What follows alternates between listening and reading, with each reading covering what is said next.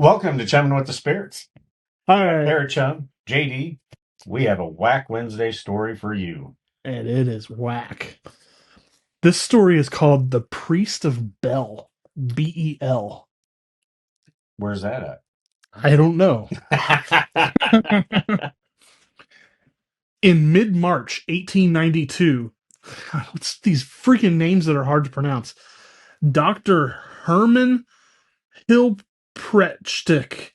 So it's German, huh? I guess, a professor of Assyriology at the University of Pennsylvania, Oh, was stumped in the translation of two small chips of inscribed agate. agate? Agate? Whatever. Was it Aggieville? Agateville? Working from sketches of the original objects sent back from an expedition to the Temple of Bel in Babylon, the frustrated Hilprecht thought they were parts of finger rings and despairingly assigned them to the group of unclassified items. Near midnight, he fell into an exhausted sleep in which a priestly phantom appeared. Dr. Herman, because I'm not saying that name again, asked the specter to take him to the lost treasure chamber of the temple.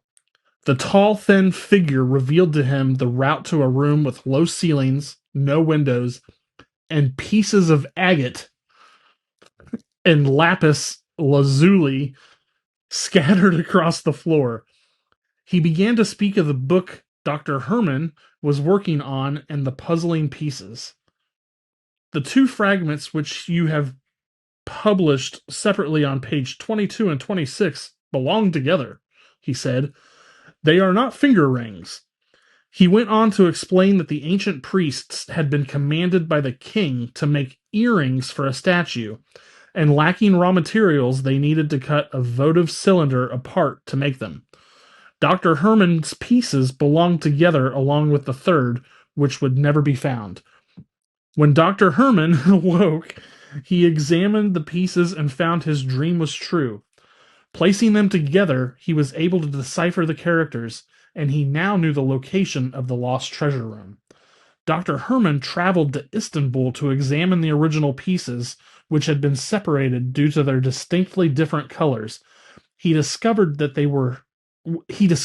when they had been taken apart, the stonecutter's saw had divided the object so that the white vein of the agate appeared only on one fragment and the other was completely gray. That's pretty cool. That's pretty cool. So a ghostly priest told him, you need to put those two together. Yeah. Would you consider that a supernatural entity conversing in your dreams, or would you consider that like his mind really knew what was happening, but he couldn't process it, so his dreams told him? Does that make sense?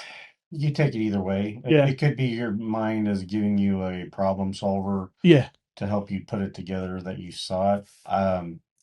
To me, though, most people have those dream type things where somebody comes and visits them and talks to them, and And they're they able got to solve something. and they just write it off as it was just a dream. But that, especially when we're talking about agate, Yeah. I mean, if it's cut perfectly, you wouldn't be able to tell because the white line Yeah. was separated, and for him to think that both those would go together when they're on two separate pardon me, pages. Most people wouldn't correlate that Yeah, I they mean, should go well, together. especially think about that. You're looking at it in a book, Yeah. flat. Yeah.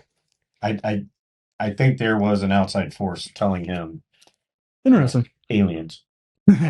Not saying it's aliens, but it's aliens. So the quote for this story: "The past is as real as the future, no more or no less." I can't talk. What? There is a part of you that is not locked within physical reality, and that part of you knows that there is only an eternal now. This is weird. Quote by Seth, a supernatural entity conjured by Jane Roberts. Wasn't the other one James Roberts as well? It's the exact same. Of all the stories that I chose, Pick two of them with the same quote from the same maybe we need to do an episode on Seth, or this set. entity that she conjured. That's a that's an Egyptian god of death. Yeah. I don't Yeah, what are you trying to tell us? So let us know what you think in the comments. Have you heard this story before? What are your thoughts on the coincidence between the person giving the quotes? Until next time. He's like